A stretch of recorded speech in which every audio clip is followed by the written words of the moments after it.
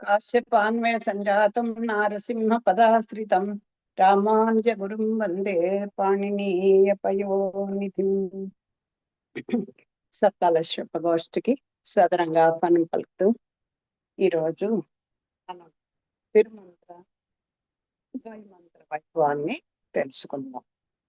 ఇందులో ఒక మాట, అమ్మగారు ఎస్టిపి సీతమ్మ గారు అయ్యవారు రుద్రారం, ఆమె ఆ శ్రీ సకలమున్న సామ్రాజ్య లక్ష్మీనారాయణ స్వామి వారి అనుగ్రహంతో, అలాగే వారి ఆచార్యుల యొక్క అనుగ్రహంతో, ఆ దేవి ఉపాసన బలంతో ఆమె సొంతంగా చాలా కృషి చేసి సంపాదించుకున్నటువంటి జ్ఞానంతో ఆవిడ రాసినటువంటి ఆ వాల్మీకి రామాయణానికి యథాతథంగా ఉన్నటువంటి వచన రామాయణము, తర్వాత ఇంకొక 5 గ్రంథములు, రామాయణ చరిత్ర, తిరుమంత్ర ద్వైమంత్ర వైభవం కలిపి ఒక పుస్తకం, తర్వాత ఏమో ఆ దశరథుని కోడళ్ళు, తర్వాత ఇంకా అలా ఇంకొక 5 పుస్తకాలు మొత్తం ఆవిడవి ప్రవచన.com వాళ్ళు ఆ దాంట్లో పెట్టారు. వీళ్ళని వాళ్ళు దాన్ని చదువుకొని ఆనందించాల్సిగా చూసింది. రామాయణం అంతా కూడా మనం అర్థంతో సహా మన గురుగారి ద్వారా విన్నాం కూడా. మరి తర్వాత ఉన్నటువంటి చిన్న పుస్తకాలలో మనం రామానుజత్తుని అమ్మకటాక్షంతో చదివించుకున్నాం. ఇప్పుడు మంత్రద్వయ వైభవాన్ని, తిరుమంత్రాన్ని, ద్వైమంత్రం యొక్క వైభవాన్ని ఇదిగో ఈ చిన్న పుస్తకం ద్వారా మనం తెలుసుకున్నాం. ఇదిగో మా అమ్మగారు, నాన్నగారు. ఇది దీంట్లో ఇక్కడ ఈ మంత్రం అనేసరికల్లా ఆ బ్రాహ్మణ్ యొక్క అధీనంలో ఉంటుంది అని పెద్దలు చెప్తారు. భగవంతుడు శ్రీమన్ నారాయణుడే, లక్ష్మీనారాయణుడే బదరికాశ్రమంలో తానే గురువు శిష్యుడిగా అయ్యి ఈ అష్టాశ్రీ మంత్రాన్ని తన శిష్యుడికి నరనారాయణ స్వామిలో వచ్చి ఆ నరుడికి ఉపదేశం చేశాడు పరమాత్మ. ఆ తర్వాత లక్ష్మీదేవికి వైకుంఠంలో విష్ణు అవతారంగా విష్ణువు లక్ష్మీదేవికి ఉపదేశం చేశాడు ద్వైమంత్రం. తర్వాత కురుక్షేత్ర యుద్ధం సమయంలో శ్రీకృష్ణుడు అర్జునుడికి ఉపదేశించింది గీత విధంగా వచ్చింది భగవద్గీత. అక్కడ కూడా చర్మ శ్లోకాన్ని ఆయన భగవద్గీత అంతా అయిపోయాక ఆఖరి శ్లోకంగా దాన్ని మన ప్రపంచానికి అందించారు. ఈ రకంగా వచ్చినటువంటి ఈ మంత్రాలకి మొదట అమ్మగారు అలా అష్టాశ్రీ మంత్రాలు ద్వైమంత్రానికి వివరణ చిన్న, అంటే ఆ మంత్ర సారాన్ని మాత్రం ఆవిడకి సరళమైన భాషలో అందరికీ అందుబాటులో వచ్చేట్టుగా చక్కగా రచించారు. ముందర ఈ మనం ఆ పరమాత్మ 5 రూపాల్లో ఉంటారని మనం పెద్దల ద్వారా విన్నాం. పరమపదంలో పరవాసుదేవునిగా, అలాగే పాలకడల్లో వ్యూహమూర్తిగా, అలాగే అవతారాల్లో విభవమూర్తిగా, అందరి యొక్క చేతనాలు హృదయంలో సత్తని నిలబెడుతున్నటువంటి అంతర్యామిగా, అందరి చేత ఈ విశ్వంలో అందరి చేత ఆరాధింపబడేటువంటి అర్చామూర్తిగా 5 రూపాయలుగా స్వామి మనకి అనుగ్రహించారు. ఆ పరత్వాది పంచకం అని ఈ 5 ఒకసారి మనం చదువుకున్న 5 నిమిషాలు ఆలస్యమైనది. ఉద్యద్భాను సహస్ర భాసర భాస్వర పరవ్యోమాస్పదం నిర్మల జ్ఞానానంద ఘన స్వరూప మమల జ్ఞానాధిభిషడ్గుణైః జుష్టం సూర్యజనాధిపం ధృతరథంగాబ్జాదిభూషోజ్వలం శ్రీభూసేవ్యమనంత భోగి నిలయం శ్రీవాసుదేవం భజే. తర్వాత వ్యూహముటి పాలకడలో పెంచేసి ఉన్న స్వామి. ఆమోదే భువనే ప్రమోదవుత సమ్మోదే చ సంకర్షణం ప్రద్యుమ్నం చ తథా నిరుద్ధమపి తాన్ సంహార సృష్టి స్థితిః కుర్వాణాన్మతి ముఖ్య షడ్గుణవరైః యుక్తాన్ శ్రీయుక్మాత్మకైః యుక్తాధిష్ఠిత వాసుదేవమపి తం క్షీరాబ్ధినాథ భజే. అవతారాలు విభక్తిగా వేదాన్వేషణ మందరాద్రిభరణ శ్మోత్రారణ ప్రసృత ప్రహ్లాదావన భూమి భిక్షణ జగద్విక్రాంతయో యత్క్రియాః దుష్టక్షత్ర నిబర్హణం దశముఖాద్యున్మూలనం కర్షణం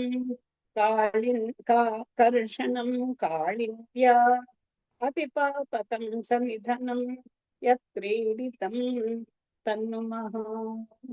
అంతర్యామిగా యో దేవాది చతుర్విదేషు జనిషు బ్రహ్మాండ కోశాంతరే తం భక్తేషు చరాచరేషు చ విసన్ ఆస్తే సదాంతర్బహిః విష్ణుస్తం నిఖిలేష్వణుష్వణుతరం భూయస్తు భూయస్తరం సాంగుష్ట ప్రమితం చ యోగి హృదయే శ్వాసేనమీశం భజే. అర్చామితి. శ్రీరంగస్థల వెంకటాద్రికరిగిర్యాదౌ సతేష్టోత్తరే స్థానే గ్రామనికేతునేషు చ సదా సాన్నిధ్యమాసేదుషే అర్చారూపిణమర్చకాభిః మతిత స్వీకుర్వతే విగ్రహం పూజాం చాఖిల వాంఛితాన్ వితరతే శ్రీశాయ తస్మై నమః. ఈ రకంగా ఉంటారు స్వామి. ప్రాతర్విష్ణో పరత్వాది పంచకస్తుతిముత్తమాం పఠన్ ప్రాప్నోతి భగవత్ భక్తి వరద నిర్మిత. మా ఆచార్యులు రెండు రకాలుగా ఉంటారు, ఉత్తరకాచార్యులు, ఉపకారకాచార్యులు. శ్రీమాన్ కరి రామానుజాచార్య స్వామి వారు అయినటువంటి వారు మా మామగారు. వారి ద్వారా సంవత్సరాలు పొందేటువంటి భాగ్యం కలిగింది. వారి ద్వారానే ఈ ఆధ్యాత్మిక లైన్లోకి వచ్చాం. చిన్నతనం అవ్వచ్చు, అది భగవంతుడి కృప లేకపోవచ్చు. మా అమ్మగారిని కంటే మా మామగారి ద్వారానే ఈ లౌకికమైన భిక్ష, ఈ జీవన వృత్తి దొరికింది. ఆధ్యాత్మికమైనటువంటి ఈ ప్రవృత్తిలో కూడా ప్రవేశపెట్టినటువంటి మహానుభావులు అనుసంధానం చేస్తున్నారు.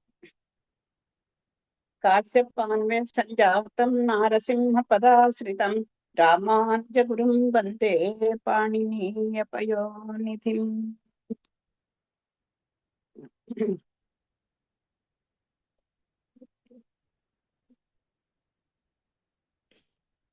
గురు పరంపరాన్ని, వాక్య గురు పరంపరాన్ని మనం పెద్ద ద్వారా వింటే కదా, అది కూడా ఒకసారి శ్లోక గురు పరంపరని కూడా చదువు. ఎందుకంటే ఇవాళ మనం ముఖ్యంగా మనం మంత్రాన్ని గురించే మనం వివరణ చెప్పుకుంటున్నాం కనుక ఇది కనీసం మహానుభావులు తలుచుకోవడం ఇదిగా నేను చేస్తున్నాను.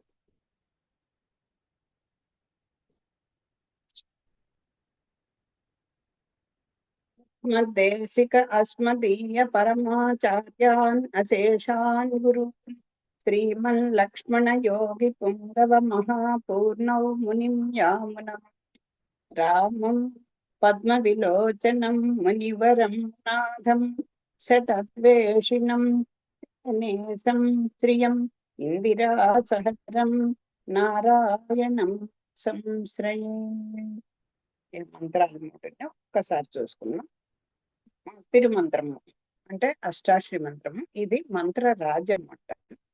ఓం నమో నారాయణాయ. ఇదంటే మనం ఇప్పుడు చెప్పుకోవాలి కనుక ఒకసారి నేను ఊరికే పైకన్నాను, కానీ ఆచార్యం ద్వారానే పొందవలసినటువంటి మంత్రాలు ఇవి. రెండవది ద్వయ మంత్రం. దీన్ని మంత్ర రత్నం అంటారు. మనం 3 రత్నాలు అనుకున్నాం. మరి పురాణ రత్నం రోజు మన ఆచార్యం ద్వారా వింటున్నాం మనం. రెండవది ఆళ్వందార్ స్తోత్రం. అది వారి గురించి మనం రామానుజత్తులో చాలా మటుకు కొంతవరకు తెలుసుకున్నాం. యామనాచార్యుల వారి గురించి వారు అందించినటువంటి స్తోత్ర రత్నం అనబడేది ఆళ్వందార్ స్తోత్రం. మంత్రములలో సర్వకాల సర్వావస్థల్లో కూడా అనుసంధింపదగినటువంటిది పెద్దలందరూ అనుసరించినది పాటించినది మనం నిరంతర వర్ణనంలోకి వీలైనది సర్వకాల సర్వ అవస్థల్లో కూడా అయ్యో ఇప్పుడు ఇలా ఉన్నాం అలా ఉన్నాం అని అనుకోక్కర్లేదు. లేవలేని వాళ్ళు మంచం నుంచి లేవలేని వాళ్ళు వాళ్ళు ఓపిక లేని వాళ్ళు పని చేసుకుని ఏ సమయంలో అయినా సరే అనుసంధింపదగినది శ్రీమన్నారాయణ చరణో శరణం ప్రపద్యే శ్రీమతే నారాయణమయ నమః. ఎప్పుడు కూడా మనం అమ్మతో కూడినటువంటి నారాయణనే జపించాలి.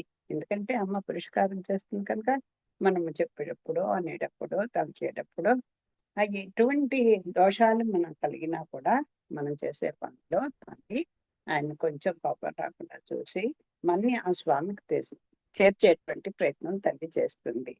తర్వాత మూడవది అన్ని చెప్పారు, వేదాలు ఇచ్చారు, వేదాంతాలు ఇచ్చారు, ఆగమాలు, స్మృతులు, ధర్మశాస్త్రాలు, అన్ని ఇతిహాసాలు ఎన్ని, అలాగే అష్టాక్షరి మంత్రం, ఆ గీత, భగవద్గీత ఎన్ని అందించినా సరే ఎవరు కూడా జీవింపలేకపోతున్నారు, ఎవరు అనుసరించలేకపోతున్నారని.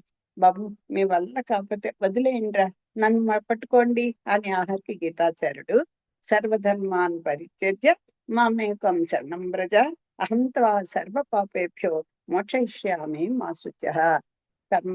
జ్ఞానయోగం గాని, భక్తి యోగం గాని, కర్మయోగం గాని ఏది ప్రపత్తి కూడా ఉపాయంగా ఏం వద్దు, వేటికి నేను లొంగను, నన్నే ఆశ్రయించండి, అన్ని పెట్టండి. సర్వ పాపేభ్యో అన్నిటిని మీరు చేసిన అంటే అంతకుముందు చేసిన ఇప్పుడు చేసినవి అయిపోయి ఎన్ని జన్మల నుంచి వచ్చిన అన్నిటిని కూడా నేను పోగొట్టేసి మిమ్మల్ని నేను నా దగ్గరికి చేర్చుకుంటాం. శబరంతటి విశ్వాసం మనకు కలగాలి కదా, ఆడవాళ్ళకి కాదు, ఈ చరాచర అన్ని జీవులకి కూడా, అన్ని రకాల జీవరాశులకి కూడా ఆ భావన కలిగిన వాళ్ళు స్వామిని చేరుకుంటున్నారు. కూడా కొంచెం కొంచెం ప్రయత్నం చేద్దాం. మన ఆచార్యుల కటాక్షం అంటే మందిర శక్తి, ఆచార్య కటాక్షం, పెద్దల యొక్క ఆశీర్వచనం, మన ఇంటి పెద్దల యొక్క ఆశీర్వచనం అంటే మనం కూడా ఇన్నాళ్ళకి ఇది ఒకసారి చదువుకునే అదృష్టం కలిగిన అదృష్టవంతులం మనం ప్రయత్నం చేద్దాం.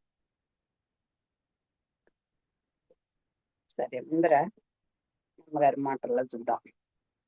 సర్వేశ్వర, నీవు చేతనులకు సర్వ విధంలా బంధువువు, ఆధారమైన వాడవు, సాధనమైన వాడవు, ప్రాపకమైన వాడవు, ప్రాప్యమైన వాడవు, సర్వదా రక్షించు వాడవు. దేవాది దేవ, సర్వమునకు తల్లివి తండ్రివి నీవే, పూజ్య తమ్ముడవు, గురువువు, కారుణ్యాదులచే సర్వాధికుడవు, అన్ని నీవే. నీకు సాష్టాంగ నమస్కారం. నా అపరాధములను క్షమించదగుతువు అని ఈ నారాయణ మంత్రము ప్రతిపాదించు సర్వ బంధువులకు మునులు, ముముక్షువులు, భక్తులు, భాగవతులు, ఆళ్వార్లు, సూర్య సమూహము కలిసి సేవింపను, తరింపను, జపింపను తగిన వాడవు నీవే అని తలచి నిన్నే సేవించి తరించిరి. సర్వ చేతనులకు అట్టి భాగ్యం లభించును కాక. దీంట్లో బాగా గుర్తుపెట్టుకోవాల్సింది ఏంటంటే ప్రతి చిన్న పదాన్ని కూడా చాలా జాగ్రత్తగా మనకు వినకపోతే మనసుకు పట్టదు. దాంట్లో భావాన్ని, సారం అంతా కూడా ఫిల్టర్ చేసి చేసి చేసి ఆ ఎసెన్స్ ని తీసినటువంటిది గ్రంథం ఇది. అది అంచేత కొంచెం మనం మనసు పెట్టి వినాలి. నేను కూడా మనసు పెట్టి చదవాలి. అది ఆచార్యని ప్రార్థిస్తున్నాను. శ్రీపతి, నీవు సర్వ దివ్య దేశములలో నిలిచి ఉండి బద్ధాత్మల ఉద్ధరించుచుంటివి. అయినను నీ గురించిన వైలక్షణ్య జ్ఞానము పొందజాలనైతిని. నన్ను కరుణించి ఎల్లవేళలా నిన్ను మరవలేని ఆర్తిని ప్రసాదించుము. నారాయణ మంత్రము అనుగ్రహించిన వాడవు, మంత్రము చే ప్రతిపాదింపబడిన వాడవు. నీకు సర్వవిధ కైంకర్యముల చేయు భాగ్యము ప్రసాదింపుము. ఈ మంత్రార్థ వైభవమును చేతనులు సర్వకాలములందు అనుభవించి తరింతురుగాక. పాండిత్యహీనత చేత, గురు శుశ్రూష రాహిత్యం చేత, విషయము గహనమైనందున అవగాహన లోపం చేత ఈ సంకలనం మందు ధరలను దోషములను మన్నితువుగాక. ఇట్లు గత పదదాసి శ్రీమతి తిరుమల పెద్దింటి వెంకట సీతమ్మ గారు. అంటే ఏదైనా ఒక మంచి కార్యక్రమాన్ని మనం మొదలు పెట్టుకోవాలంటే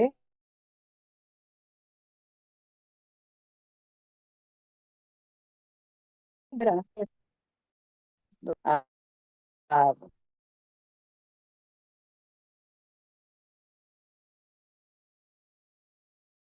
గ్రంథాలు అవండి అది నేను రక్షకుండా నన్ను నేను రక్షించుకోవడానికి తగ్గవాడని కాదు, వట్టి వేస్ట్ ఫెలోని, నాకేమీ తెలియదు అనేటువంటిది కనుక మనలో ముందర ఉండాలి. అది అది అసలు నాకేం తెలియదు, నువ్వు ఎవరన్నా పిచ్చివాడిని కూడా మరి నువ్వు పిచ్చివాడు అన్నావు అనుకోండి, ఎంత కోపం వచ్చేస్తుందో. నిజంగా అజ్ఞానం అయినా కూడా మాకేం తెలుసు, తెలుసు ఆ మాత్రం కొంచెంతో ఉందిలే అనేస్తాం తప్ప మనం ఒప్పుకోవడానికి మన మనసు ఒప్పుకోదు. అది దగ్గర అమ్మ దగ్గర ఆ గుణం ఎక్కువ ఉందండి, ఆర్తి ఉందండి. పెద్దల నుంచి ఏదో ఒకటి నేర్చుకోవాలి, ఏదో ఒకటి తెలుసుకోవాలి అనేటువంటి ఒక చక్కని ఆర్తి ఉంది. చిన్నవాళ్ళ దగ్గర పెద్దవాళ్ళ దగ్గర ఏదైనా ఒక మంచి విషయం ఉంటే సలహా ఇస్తే ఆవిడ ఎంత శ్రద్ధగా వినేదో. ఒకటి రెండు మాటలు చెప్తాను. మా పెద్దనయ్య చెప్పాను వెనకోసారి చెప్పినట్టున్నా, అమ్మ దూషణ భూషణ తిరస్కారాలు శరీరానికి కానీ ఆత్మకు కాదు. అసలు ఇది తట్టుకోగలమండి మనం? ఎవడన్నా ఒక మాట అంటే వీడి ఇంకోటి ద్వారా వీడు తిట్టుకుంటున్నాడు తెలిస్తే ఏదైనా చూడండి విరుచు పడిపోము మనం. అది ఆవిడ ఎప్పటికీ ఎప్పుడు మా అన్నయ్య గారు ఆ పాడికి 20 ఏళ్ళ 17 ఏళ్ళ అప్పుడు చెప్పిన మాటని ఈ రోజు కూడా ఆవిడ 100 ఏళ్ళ పండుగ రోజు కూడా ఆవిడ అదే అనుసరించింది. ఎవ్వరు ఏది ఎలా ఉన్నా సరే ఆవిడ మనసుకి ఏం పట్టదు, అదే స్థితి ప్రజ్ఞత.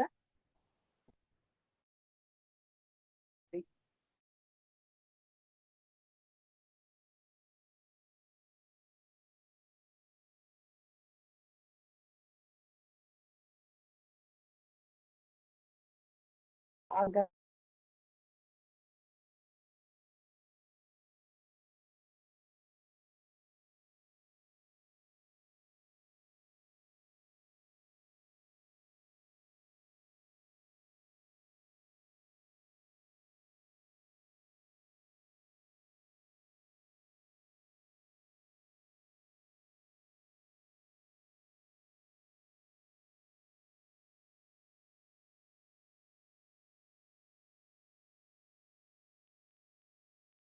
ఇలాంటివన్నీ ఎందుకు చెప్తున్నా అంటే ఆ ఆచార్యుల ద్వారా తనకు వచ్చినటువంటి సంపద ఇది అని గుర్తుపెట్టుకోవడం, కృతజ్ఞతగా ఉండటం.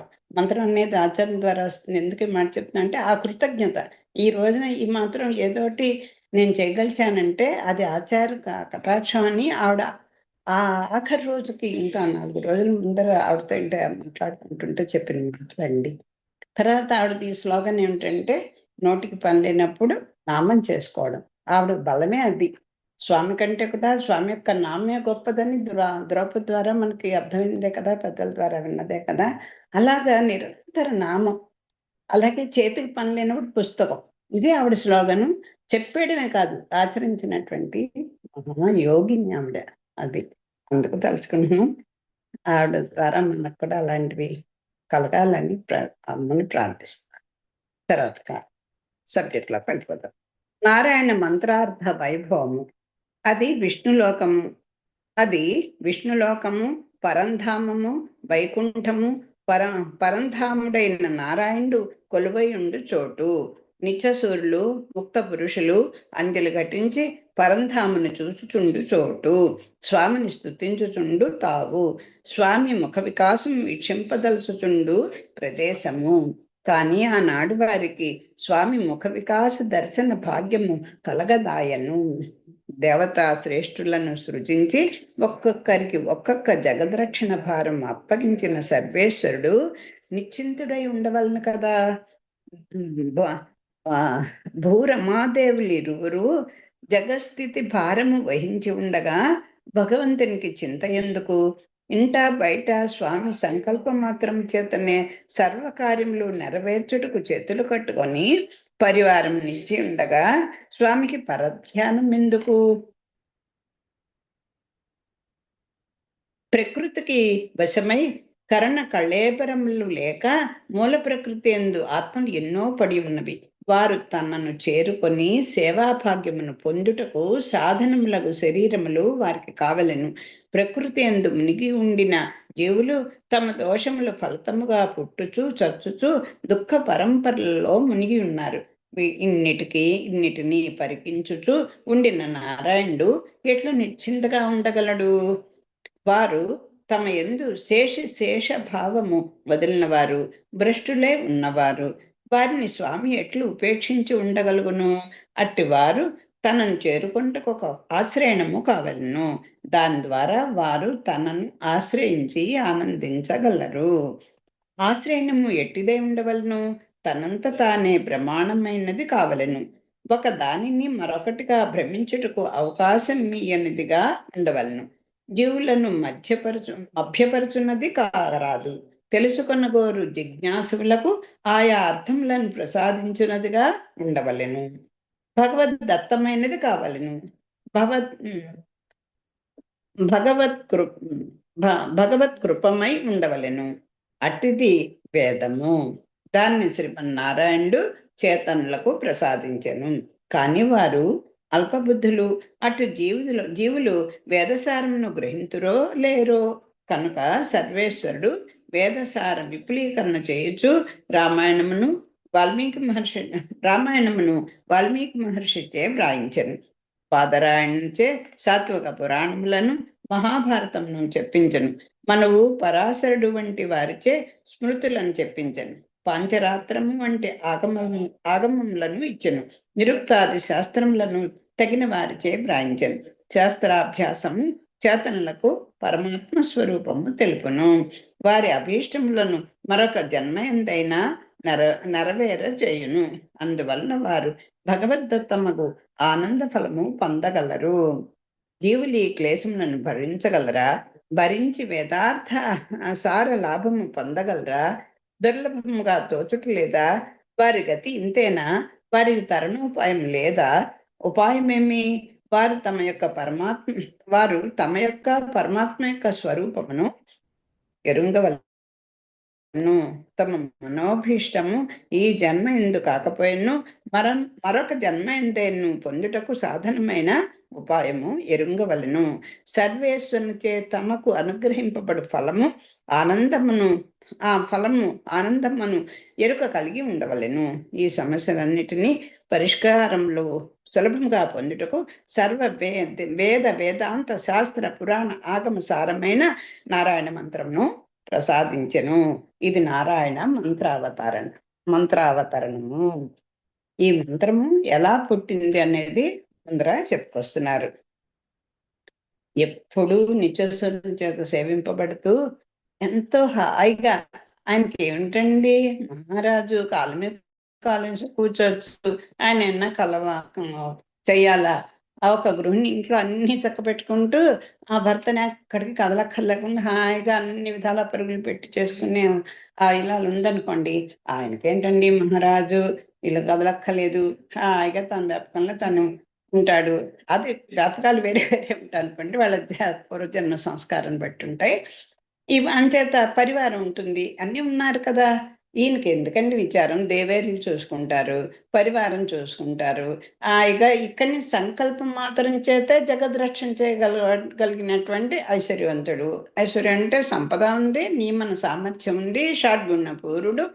ఒక 6 గుణాలేంటి ఎన్ని ఉన్నాయో, ఇంకా లెక్కలేని నామాలు లెక్కలేని గంటలో ఉన్నాడు. ఇంకా ఈయనకి ఎందుకండి విచారం అని అక్కడ వాళ్ళకి ప్రశ్న వచ్చింది. వస్తే నిజమే, నాకు అన్నీ ఉన్నాయి, ఎంతటి వాడికైనా కొంచెం దిగులు ఉంటుంది కండి. తన గోల్ని తను పూర్తిగా చేరలేకపోతే ఆ కొండ కష్టపడి ఎక్కి పెరుమాళ సేవ చేసుకోకపోతే ఆనందం ఉంటుంది. ఎక్కామని అంతవరకే ఉంటుంది, అంతే కదా.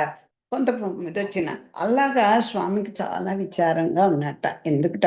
అయ్యో, నా చేత సృష్టింపబడినటువంటి జీవరాశి అందరిలాగా ఇక్కడ నిత్యశూరులు ఎంత ఆనందం పొందుతున్నారు, నా భక్తులు ఎంత ఆనందం పొందుతున్నారు, పక్షులు ముక్తులు ఎంత ఆనందం పొందుతున్నారు, వాళ్ళు ఎప్పుడప్పుడు నా దగ్గరికి వస్తున్నారు కదా.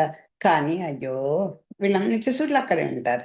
అలాగా ముముక్షు అయిన వాడు అంటే ముక్తిని అంటే ఈ సంసార బంధం నుంచి విడిపడి స్వామిని చేరుకోవాలనే వాళ్ళు కూడా భగవత్ కృపతోటి కొన్ని జన్మలకే పెడతారు. కానీ ఈ బద్ధులు ఉన్నారే, అంటే తినడం, తిరగడం, పడుకోవడం, అంటే ఈ జీవనయాత్రలో ఈ శరీర పోషణ కోసమే బతుకుతున్నటువంటి ఈ జీవులు ఎప్పటికి నా దగ్గరికి వస్తారు, ఎప్పుడు నన్ను తెలుసుకుంటారు అని చెప్పి ఏవోటి మార్గాలు చూపించాలి కదా. అంచేత మీరున్నది ఇది మంచిది కాదయ్యా, ఇదిగో ఇవి చదువుకోండి అని ముందర ఫస్ట్ వేదాలు ఇచ్చారు. ఆ వేదాలు కరెక్టే, ఏమీ తప్పులు ఉండవు, అనుమానం ఉండదు. అవి ఎవరి చేత రాయబడలేదు కనుక అవి పర్ఫెక్ట్. కానీ అవి చదివి అర్థం చేసిన శక్తి ఎవరికి లేదు. ఆ తర్వాత ఉపనిషత్తులు ఇచ్చారు, రామాయణం అవి అన్ని కూడా పంపించారు. ఆ తర్వాత అలాగే ఇది ఏమిటి ఆగమాలు, స్మృతులు అంటే ధర్మశాస్త్రాలు, అలా ఎన్నో ఎన్నో ఇచ్చిన వేదాంతాలు ఏమి ఇచ్చినా కూడా ఇవి జీవుడికి ఆ బుద్ధి పుట్టలేదు. అబ్బో ఇంత అయితే మాకు చెప్పకండి, మేము వెళ్ళలేమండి అంటారు చూసారా, అలాంటి స్థితి ఈ జీవుడు ప్రవృత్తి. అంచేత ఇంకా చాలా తక్కువగా, ఇదిగో నీకు చూడు చిటుక్కులా చెప్పేస్తాను అంటూ ఆ ఇంకో కులశేఖరాలు అంటూ దీంట్లో చెప్తారు కదా, ముఖమల్లు అదేంటి, మీకు నారాయణ మంత్రమే మిమ్మల్ని మీకు తరుణోపాయం పరమం హితం శృణుతవో, అలా మీకు కలిగించేది ఓం నమో నారాయణాయ అనేది అదొక్కటి తెలుసుకోండి. 3 పదాలే ఉంటాయి, 8 అక్షరాలే ఉంటాయి, ఎంత సులువో తెలుసా మీకు, వినండి అని చెప్తారు. అలాగా సులువైనది ఏదో చెప్పాలి అని అనుకొని ఈ నారాయణ మంత్రాన్ని పంపించాట స్వామి. ఆయన వచ్చాడు, ఆయనే నడుగా నారాయణగా వచ్చి ఈ ఈ విశ్వానికి అందించినటువంటి వాడు అని ఈ రకంగా ఇలా వచ్చింది అని చెప్తున్నారు.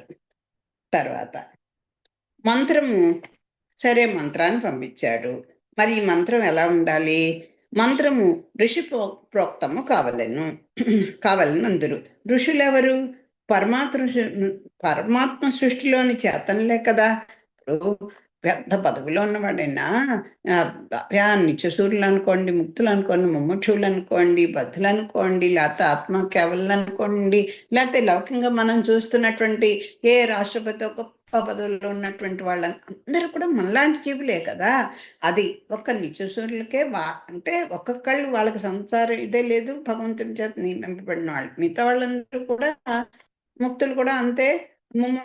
వాళ్ళు కొంత కాలం ఈ సంసారంలో ఉండి దీని మీద విరక్తి పుట్టి వెళ్ళిపోయిన వాళ్ళు. ముక్తులైతే ముముక్షులు ఏమంటారు, ఈ సంసారంలో ఉంటూనే వీటి మీద విరక్తి కలిగి కొంతకాలాన్ని నెమ్మదిగా ఆయన చేరిన వాళ్ళు. ఆ రకంగా ఉంటే ఈ బద్ధులు ఒక్కడే ఎటు కాకుండా పోతున్న వాళ్ళు. సరే ఆత్మ కావాలనుకున్న వాళ్ళకి వాళ్ళు ఇంకా ఈ బద్ధుల కన్నా కూడా ఇంకా తక్కువ వాళ్ళు. ఎందుకంటే వాళ్ళకి ఏ జన్మకి రాదు, వాళ్ళ ఆత్మానందం పొందుతారు, ఎంతో శ్రమపడి వాళ్ళు అక్కడే ఉండిపోతారు. మరి ఈ బద్ధుల్ని ఎలా పైకి తీసుకురావాలి కదా అని ఇంత బాధపడుతున్నాడు స్వామి. సరే మంత్రం ఋషి ప్రోక్తము కాల్దాం. ఆ ఋషులు ఎవరు అంటే పరమాత్మ సృష్టిలోని చేతనలే కదా. వారు చెప్పు మంత్రాధిష్టాత ఫలప్రదాత ఎవరు? భగవంతుడే కదా.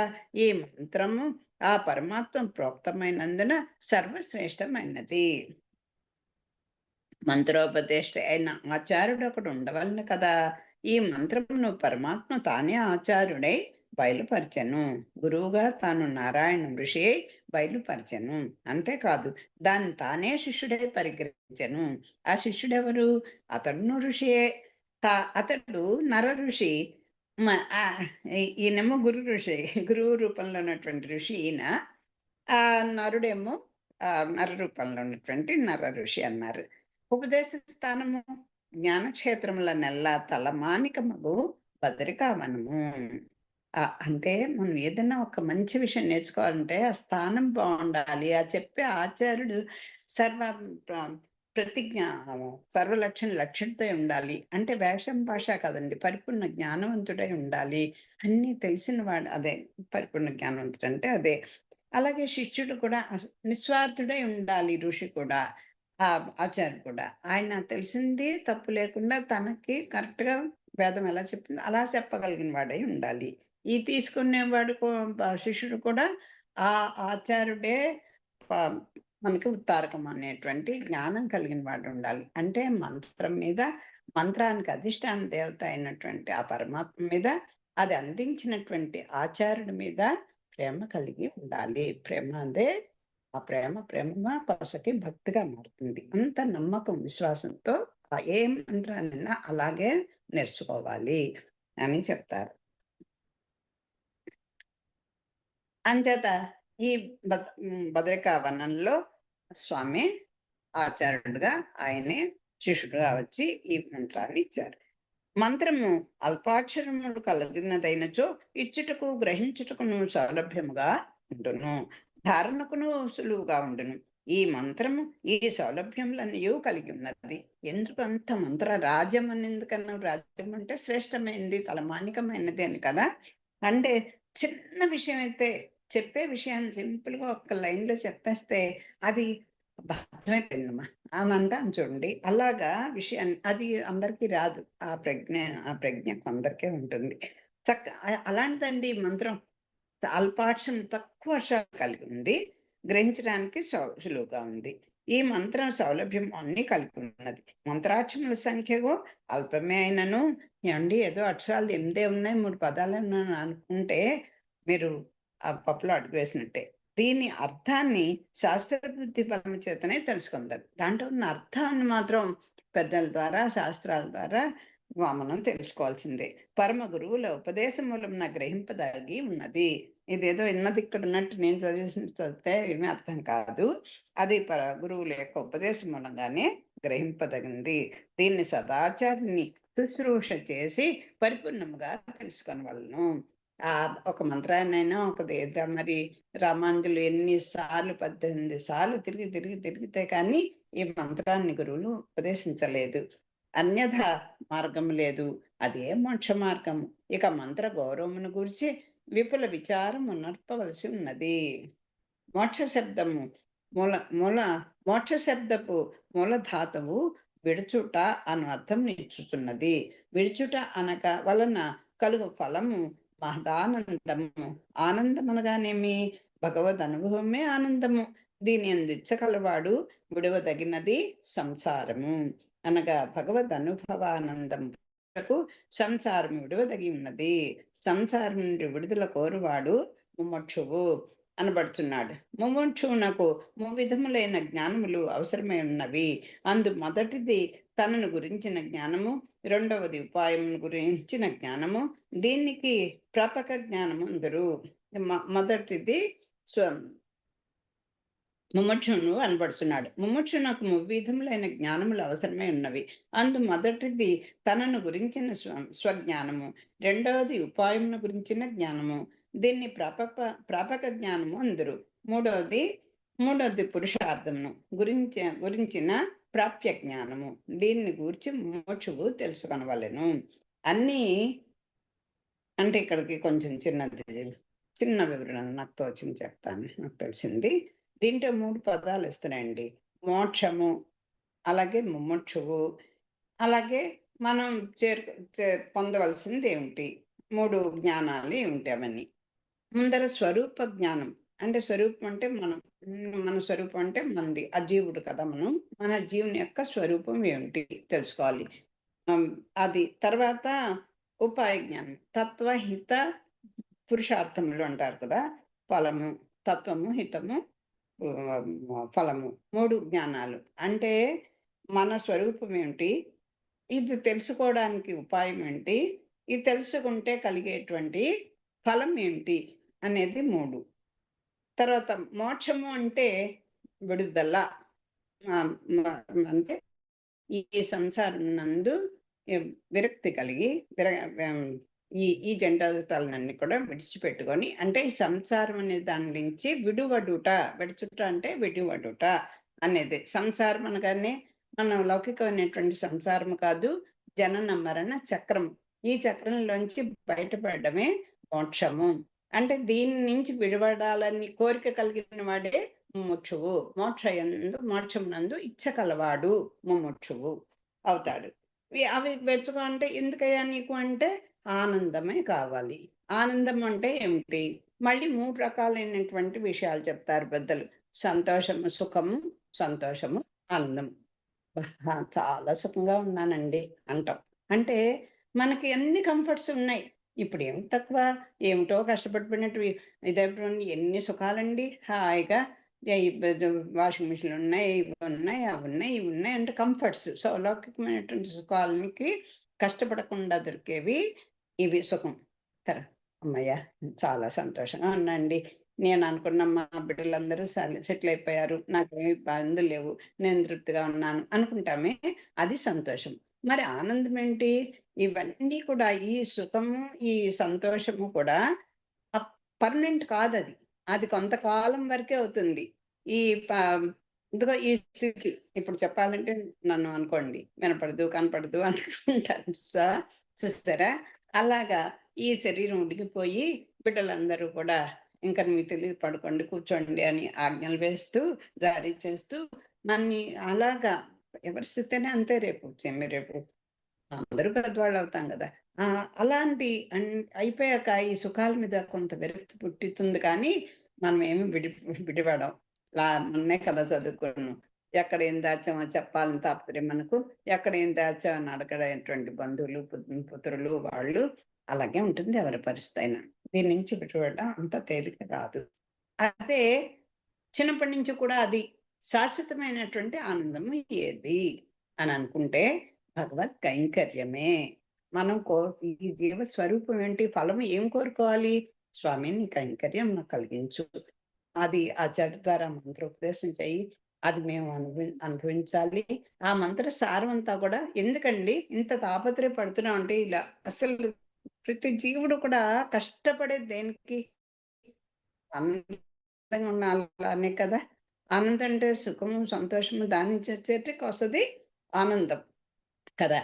ఈ ఆనందం అంటే ఏమిటి? ఎప్పుడు తగ్గిపోనిది, శాశ్వతమైనది, సత్యమైనది, యథార్థమైనది, నిశ్చయమైనది కదా.